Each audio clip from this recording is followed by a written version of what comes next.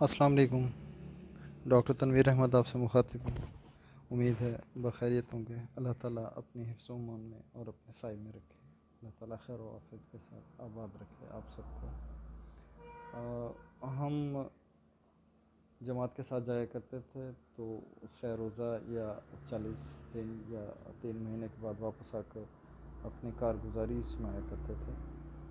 اسی روایت کو برقرار رکھتے ہوئے آج میں آپ تمام دوستوں کی خدمت میں کارگزاری رکھنا چاہتا ہوں۔ رب ذوالجلال کے فضل و کرم اور آپ تمام دوستوں کے احباب کے تعاون سے اللہ تعالیٰ نے ہمیں اس قابل کیا کہ ہم سیلاب زدگان اور بارشوں کے نتیجے میں متاثرین کی مدد کے قابل ہوئے۔ آپ تمام دوستوں کے تعاون اور اللہ تعالیٰ کے فضل و کرم کے بغیر ہم کچھ بھی نہ تھے۔ میں ضروری سمجھتا ہوں ان تمام دوستوں کا شکریہ ادا کروں جنہوں نے مجھے اس قابل کیا، جنہوں نے میری ٹیم کا ہاتھ پکڑا، جنہوں نے میری ٹیم کو وہاں تک پہنچانے کے قابل بنایا کہ ہم ان تمام متاثرین مریض کی مدد کر سکیں۔ میں شکر گزار ہوں علی جواد گیلانی صاحب کا۔ میں شکریہ ادا کرتا ہوں ناصر الیاس کا، جو پاکستان میں نہ ہونے کے باوجود پاکستانیوں کے ساتھ تھے، انہوں نے باہر بیٹھ کر ہماری ہیلپ کی۔ میں شکر گزار ہوں اپنے پیارے سے دوست شاہد رشید صاحب کا، جنہوں نے ہمیں اس قابل کیا۔ میں بلال اسلم، حافظ جواد انور اور بہت کیوٹ سے خرم ایمیزون سے اور مسز واجد اور بہت سارے ایسے دوست ہیں جنہوں نے مجھے روکا کہ آپ ہمارا نام نہیں لیں گے۔ میں ان تمام دوستوں کا، ان تمام اپنے محترم احباب کا میں مشکور ہوں جنہوں نے ہمیں اس قابل کیا کہ ہم ان متاثرین کی مدد کو پہنچے، اور اللہ تعالیٰ ہماری یہ سعی جو ہے، ہماری یہ کوشش جو ہے، اسے قبول و مقبول فرمائے۔ میں یہاں ڈاکٹر عبدالرحمن صاحب ہمارے بڑے اچھے محترم دوست بھی ہیں، میرے استاد میں بھی شامل ہیں، میرے باس بھی ہیں، اور سب سے بڑی بات یہ ہے کہ میرے دوستوں کی فہرست میں، بلکہ میں یہ کہوں گا کہ ان کی فرینڈز لسٹ میں بھی میرا نام شامل ہے۔ میرے لیے یہ فخر کی بات ہے۔ میں ان کا بھی شکریہ ادا کروں گا جنہوں نے میرا میسیج، میری ویڈیو گروپس میں پہنچائی، نہ صرف گروپس میں پہنچائی بلکہ انہوں نے میسیج کر کے دوستوں کو یہ پیغام بھی دیا کہ آپ اس ویڈیو کو وائرل کریں، جہاں تک ہو سکتا ہے آپ ڈاکٹر تنویر احمد کی مدد کریں۔ میں ان تمام دوستوں کا انتہائی مشکور ہوں۔ میں آپ لوگوں کو بتاتا چلوں کہ ہمارا میڈیا سیلاب زدگان اور بارشوں سے متاثرین کی 1% بھی جو ان کی اوریجنل کنڈیشن ہے وہ نہیں دکھا سکتے ہیں۔ بہت دکھ کی کہانی یہ ہے کہ ایک انسان کس چیز پر فخر کرتا ہے؟ وہ اس کی جائیداد ہو سکتی ہے، وہ اس کے مال مویشی ہوں گے، وہ اس کا روپے پیسہ ہوگا، وہ اس کی فصل ہوگی، یہی کچھ ہوگا، یا اس کی بلند و بالا عمارت ہوگی، یا سو اینڈ سو۔ تو آپ یقین کیجئے کہ میں نے ایسے لوگ دیکھے جن کی چھتوں کے اوپر سے پانی گزر گیا تھا، جائیداد ختم، ان کے جانور ان کے سامنے پانی میں بہہ گئے اور وہ کچھ نہ کر سکے، ان کا یہ ایسٹس بھی ختم ہو گئے۔ فصلوں کے اوپر سے پانی گزر گیا ان کی وہ ایک بڑی آمدن کا جو ذریعہ جس پر وہ اکڑ کر چل سکتے، یا میں اگر یوں کہوں کہ جس پر ان کا 6 مہینے یا 1 سال کا ڈیپینڈ تھا، تو وہ بھی ختم ہو گیا، کچھ بھی باقی نہیں رہا۔ یہ ہم سب آپ دوستوں کے لیے لمحہ فکری ہے۔ میں جو وہاں کنڈیشن دیکھ کر آیا ہوں، اگر میں آپ سب کے کاش میں آپ سب کو میں وہ شیئر کر سکتا تو آپ یقین کیجئے کہ آپ سجدے سے سر نہ اٹھا سکیں۔ آپ کا بیڈ روم انتہائی خوبصورت ہے، آپ کے کپڑے انتہائی خوبصورت ہیں، آپ کے جوتے بہت آرام دہ ہیں، آپ کی گاڑی، آپ کی سڑکیں، آپ کا معاش، آپ کا کچن، آپ کا سب کچھ، آپ 1% بھی ان سے مقابلہ نہیں کر سکتے ہیں جو آپ اب ہیں۔ اور شاید اس سے پہلے وہ لوگ بھی ایسے ہی تھے، لیکن منظر بدلنے میں کوئی دیر نہیں لگتی۔ اللہ تعالیٰ نے بڑے بڑے برج جو ہیں وہ گرا دیے اور سب کچھ ختم ہو گیا۔ آپ یقین مانیں کہ میں واپس آیا تو میں کاروائی کے ہسپتال کے پاس سے گزر رہا تھا، میں نے دیکھا کہ میک ڈونلڈ کے باہر بڑا رش لگا ہوا تھا۔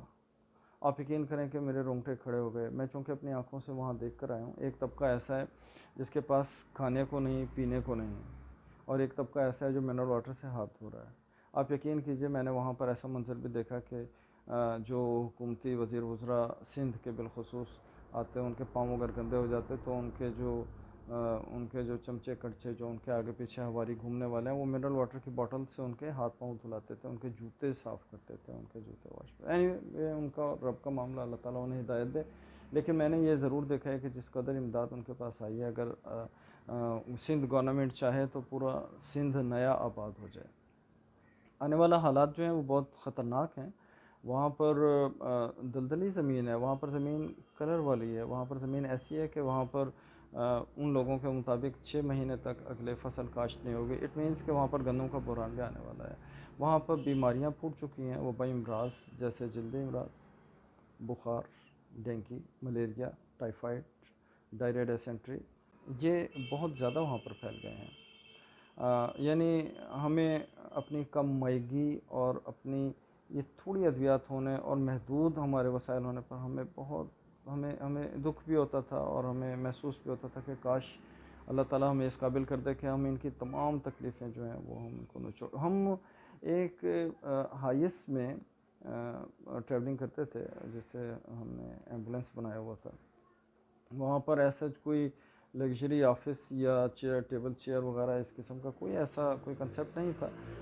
تو ہمارے دو ڈاکٹرز جو ہیں، میرے کولیگز، میں ان کا بڑا احسان مند ہوں جنہوں نے قدم بقدم میرا ساتھ دیا اس مرحلے پر۔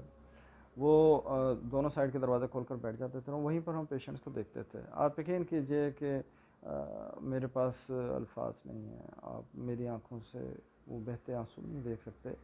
ایک خاتون ایک چھوٹے سے بچے کو لے کر میرے پاس آئی، میں نے اس کا اسٹیچ سے میں نے اس کو دیکھا تو وہ بچہ تو پتہ نہیں کب کا فوت ہو چکا تھا۔ تو میں نے اس خاتون سے کہا بی بی یہ تو فوت ہو گیا ہے، آپ اس کو کیوں لے کر پھر رہی ہو؟ تو اس نے مجھے بڑا عجیب کوشچن کیا۔ اس نے مجھے کہا میں کیا کروں، اس کا کہاں لے کر جاؤں، اور تم بتاؤ۔ او مائی گاڈ! ایک فیملی کے پاس سے ہمارا گزر ہوا تو انہوں نے 2 چرپائیاں آرچ کی شکل میں، انہوں نے 2 چرپائیاں کھڑی کر کے اس پر چادر ڈالی ہوئی تھی، اور اس پر ایک کپڑا جو تھا انہوں نے اسے کورڈ کیا ہوا تھا۔ تو میں نے ان سے پوچھا کہ سامان تو تمہارے پاس باہر ہے، اس میں کیا آپ لوگوں نے رکھا ہوا ہے؟ تو اس خاتون نے کہا کہ یہ میرے سر کا سائیں ہے، یہ گزر گیا ہے۔ تو میں کہاں ہے؟ تو میں نے اس سے پوچھا کہ اس کو کیوں رکھا ہوا ہے؟ تو اس نے مجھے کہا کیا کروں اس کا، کہاں لے کر جاؤں، آپ بتاؤ۔ اٹ مینس کہ وہاں پر نہ نماز جنازہ پڑھنے والا تھا کوئی، اور نہ پڑھانے والا، اور نہ ہی قبرستان کی کوئی ایسا کوئی شکل تھی وہاں پر۔ جانور وہیں پر مرے پڑے ہیں، جانور وہیں پر، انسان اور جانور، میں نے ایک جگہ پر تعفن زدہ لاشیں دونوں کی دیکھی، جس میں کیڑے پڑے ہوئے اور بدبو تھی کہ وہاں پر بیٹھا نہ جائے، اور وہ فیملی وہاں پر موجود تھی، بیٹھی ہوئی تھی۔ میں نے ان سے پوچھا کہ آپ یہاں سے موو کیوں نہیں کرتے؟ تو انہوں نے کہا کہ ہم کہاں جائیں، اگر ہم یہاں سے چھوڑ کر اٹھ جائیں گے تو ہماری یہ زمین پر بھی قبضہ ہو جائے گا، جو ہم سر چھپانے کا ایک ہمارا آسرا ہے ہمارا، وہ بھی جاتا رہے گا۔ آپ یقین کیجئے کہ نہ وہاں عورتوں کی عزتیں محفوظ، نہ جان و مال محفوظ۔ اسپیشلی میں یہ سندھ کا ذکر کر رہا ہوں، اسپیشلی سندھ کا۔ ہماری گاڑی کو بھی اوباش اور لٹھ بردار اور ڈنڈا بردار فورسز نے روک لیا، اور ان کا کہنا یہ تھا کہ جو سامان لے کر آئے وہ ہمیں دے دو۔ بڑی ریکویسٹ کی، ان کو بتایا کہ ہمارے پاس ادویات ہیں، تو وہ ظالم لوگوں نے کہا کہ اس میں سے طاقت کی دوائیں ہمیں دے کر چلے جاؤ۔ آپ یقین کیجئے کہ پولیس اور قانون کا کوئی وہاں مدخل نہ تھا۔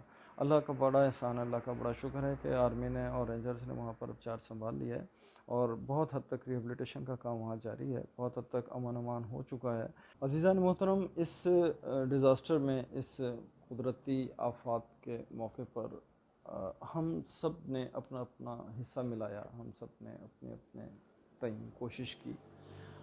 آپ کو یاد ہوگا جب حضرت ابراہیم علیہ السلام کو آگ میں ڈالا جا رہا تھا، تو ایک چھوٹا سا پرندہ اپنی چونچ میں پانی کا ایک قطرہ لے کر اس آگ کو بجھانے کے لیے چل پڑا۔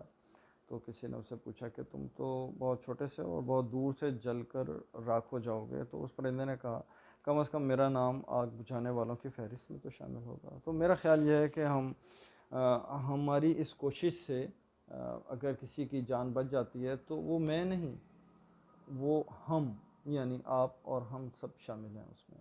اللہ تعالیٰ ہمیں اس کا اجر عظیم عطا فرمائے. میں آج بھی اپنے کچھ عزیزان محترم، اپنے کچھ عزیز دوستوں کا میں آج بھی منتظر ہوں کہ وہ اگر چاہیں تو ہماری بہت اچھی ہیلپ ہو سکتی ہے.